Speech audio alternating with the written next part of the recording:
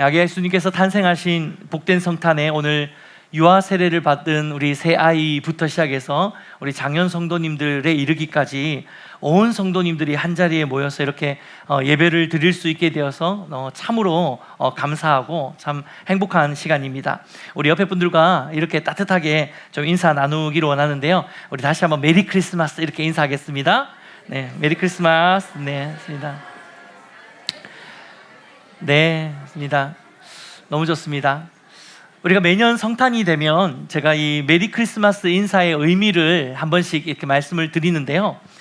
사실 메리 크리스마스라고 할 때 이 마스라는 단어는 그 라틴어 미사에서 유래된 말입니다. 이 미사는 예배 드린다라는 뜻을 가지고 있거든요. 지금도 천주교에서는 예배를 미사라고 이야기를 하죠. 이게 라틴어입니다. 근데 이 라틴어에서 기원한 게 바로 마스라고 해서 사실은 이 메리 크리스마스는 단순한 인사가 아니라 예수님을 기쁘게 예배합시다 라는 인사말이 바로 메리 크리스마스입니다. 그러니까 신앙의 고백이 담긴 그런 인사말이죠.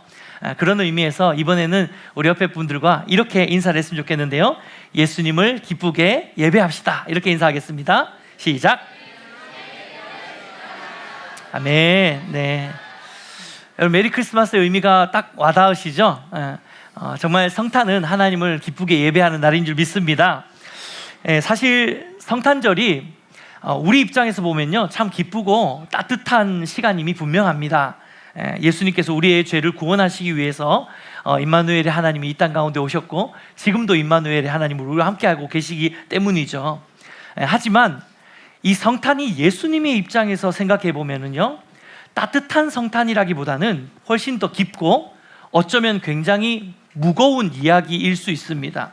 왜냐하면 예수님이 이 땅에 태어나신 것은 죽기 위해서 태어나신 것이기 때문입니다. 이런 면에서 예수님의 탄생을 가장 깊이 있게 설명하는 성경 말씀 중에 하나가 바로 오늘 우리가 읽은 빌립보서 본문입니다. 지난 주일에 우리가 예수님의 겸손의 성품을 함께 나누면서 이 구절을 잠깐 살펴보았는데 여러분 기억하시죠? 일주일 지나면 기억을 못할 수 있지만 3일 지났으니까 아마 기억하시리라고 생각이 듭니다. 예수님의 겸손은 단순히 자기를 낮추는 어떤 그런 모습, 상태에 있다고 하지 않았죠. 예수님의 겸손의 가장 핵심적인 의미는 바로 하나님의 말씀, 하나님의 뜻에 대한 절대적인 순종, 복종의 의미를 가지고 있는 것입니다. 그래서 겸손이라는 것은 그냥 나를 낮추는 행위적인 이야기가 아니라 우리의 마음의 상태, 하나님의 말씀 앞에 내가 얼마나 겸손하게 그 말씀을 순종할 수 있느냐라는 의미가 사실은 성경적인 겸손의 의미다라고 말씀을 드렸었죠. 그래서 성경은 참된 겸손이 단순히 낮아진 상태를 말하는 것이 아니라 우리의 힘과 우리의 뜻과 나의 계획을 내려놓고 정말로 겸손한 그 마음으로 하나님의 뜻을 구하고 하나님의 방법을 쫓고 또 하나님을 의지하는 것, 그리고 그 뜻 가운데 내 뜻을 굽힐 수 있는 마음, 그러한 순종의 마음을 성경은 겸손이라고 이야기를 한다라고 지난 주일날 함께 나누었습니다. 그래서 6절 말씀을 보면요, 이 예수님의 겸손을 사도 바울은 이렇게 표현하고 있습니다. 그는 근본 하나님의 본체시나라고 시작을 하고 있는데요, 이 말은 원래 예수님은 하나님이셨다라는 것을 이야기하는 것입니다. 하나님과 동등한 분이셨고 함께 하늘의 영광을 마땅히 누려야 되시는 참신이 바로 예수님이었다라고 예수님을 소개하고 있는데, 그 다음 말씀에서 하나님과 동등됨을 취할 것으로 여기지 아니하셨다라고 예수님의 성탄을 설명하고 있습니다. 이것은 예수님께서 자신의 권리와 또 자신의 위치와 또 자신이 누릴 수 있는 영광을 붙잡지 않고 하나님의 뜻에 순종함으로 그 모든 것들을 버려두고 그 모든 것들을 내려놓고 이 땅 가운데 낮고 낮은 인간의 몸을 입고 태어나셨다라는 것을 보여주는 구절인 거죠. 성경은 분명히 말합니다. 예수님이 인간이 되신 이유는 아버지 하나님의 뜻 때문이었다고. 그래서 이 뜻에 순종하는 그 모습으로 예수님의 겸손을 이야기하고 있는 것이죠. 그러니까 성탄은 예수님께서 하나님의 말씀에 순종하셔서 이 땅 가운데 오신 놀라운 사건이었습니다. 근데 여기서 오늘 이 밤에 우리가 한 가지 기억해야 될 중요한 영적인 원리가 있습니다. 그것은 하나님의 말씀을 쫓아서 우리가 순종할 때에 반드시 그 순종에는 우리의 권리의 포기, 그리고 헌신, 희생, 어떤 모양이 되었든 반드시 이러한 대가의 지불이 필요하다는 것입니다. 흔히들 순종이라고 이야기를 하면은 그냥 뭔가 그 말에 수긍하거나 그냥 따르는 것 정도로 생각하기 쉽습니다. 어떤 사람들은 순종의 길이 되게 쉽다고 이야기하는 사람들도 있죠. 하지만 성경적인 순종의 모습을 자세히 보면요, 사실 이 순종 안에는 굉장히 어려운 포기와 희생과 헌신이 다 내포되어 있는 게 바로 성경에서 이야기하는 순종이라는 것을 우리는 기억해야 됩니다. 7절 말씀에 예수 그리스도의 겸손으로 인한 그 순종이 어떠한 순종이었는지를 우리가 볼 수 있는데요, 2장 7절 같이 읽어보겠습니다. 함께 읽겠습니다. 시작. 오히려 자기를 비워 종의 형체를 가지사 사람들과 같이 되셨고. 지난 주일에도 말씀드렸던 것처럼 이 비우다라는 헬라어 동사는 에케노센이라는 단어입니다. 근데 이 단어는 자신이 마땅히 누릴 수 있는 권리를 내려놓는다라는 뜻을 가지고 있는 단어입니다.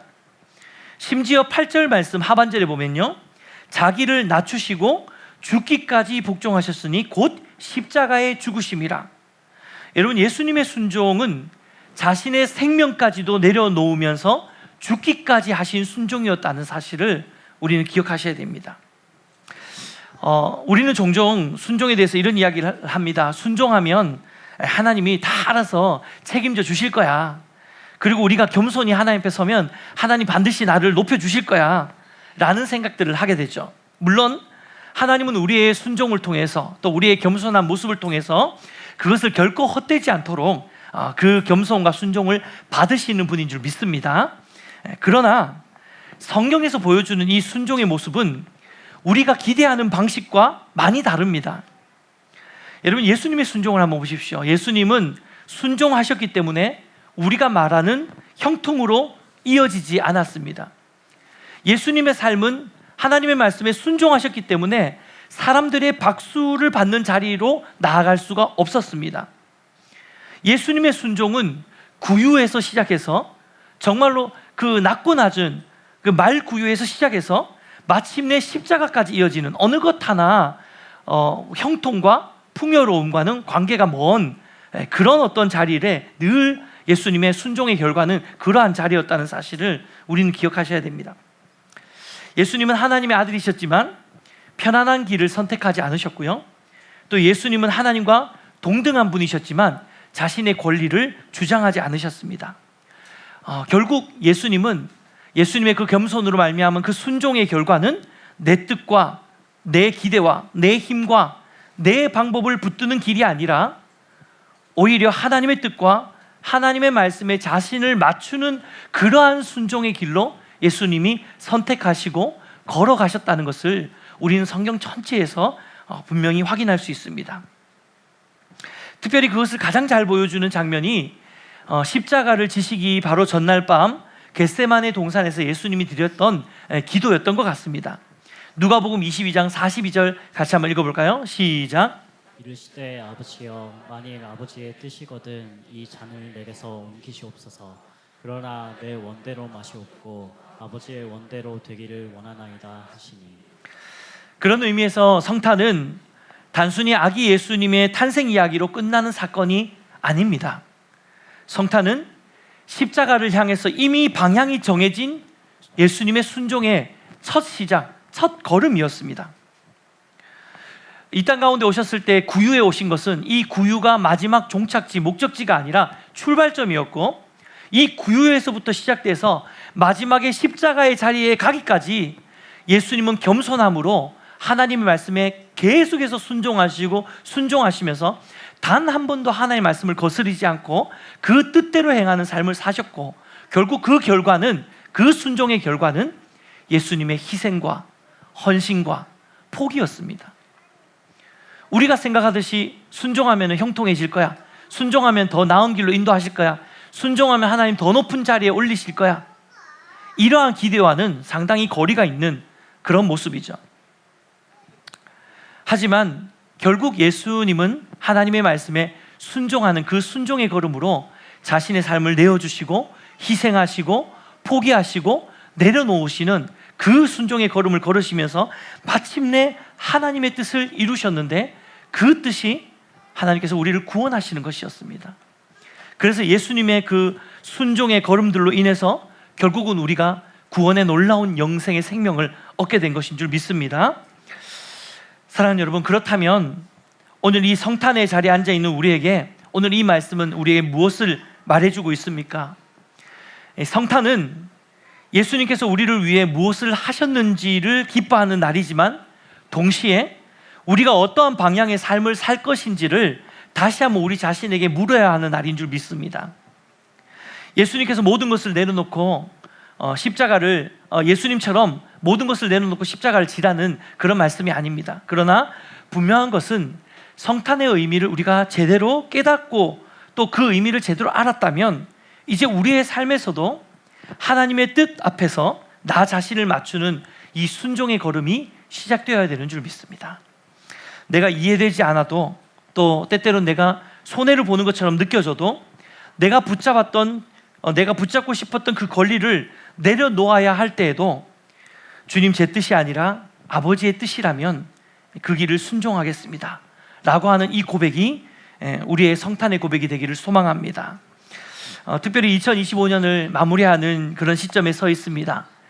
지난 한 해 여러분, 오늘 우리의 삶을 한번 좀 돌아보는 시간이 되기를 원하는데요, 혹시 지난 한 해 내가 내 삶의 주인 되어서 열심히 달려오신 분들 계십니까? 여러분의 삶을 가만히 돌아보시기를 바랍니다. 아마도 우리가 내 삶의 주인이 내가 되어서 내 힘과 내 뜻과 내 의지와 나의 계획대로, 내 힘대로 그렇게만 살아왔다면, 결국 지난 한 해 1년 동안의 우리의 삶을 돌아보았을 때 내 삶 속에서 겸손한 순종의 걸음을 발견하기가 쉽지는 않으실 것입니다. 반대로 끊임없이 하나님의 말씀대로 순종하기 위해서 몸부림치신 분들이 혹 우리 가운데 계십니까? 지난 한 해 말씀 앞에서 여러분의 그 순종의 몸부림이 혹 우리가 생각하는 형통이나 축복을 가져다 주지 못했을 수 있습니다. 아니요, 심지어 그 순종으로 인해서 고난과 어려움에 직면했을 수도 있습니다. 하지만 여러분, 오늘 이 성탄에 우리가 낙심하지 마시고 다시 한번 하나님의 약속을 붙들기를 소망합니다. 베드로전서 5장 6절입니다. 같이 한번 읽겠습니다. 시작. 그러므로 하나님의 능하신 손 아래에서 겸손하라. 때가 되면 너희를 높이시리라.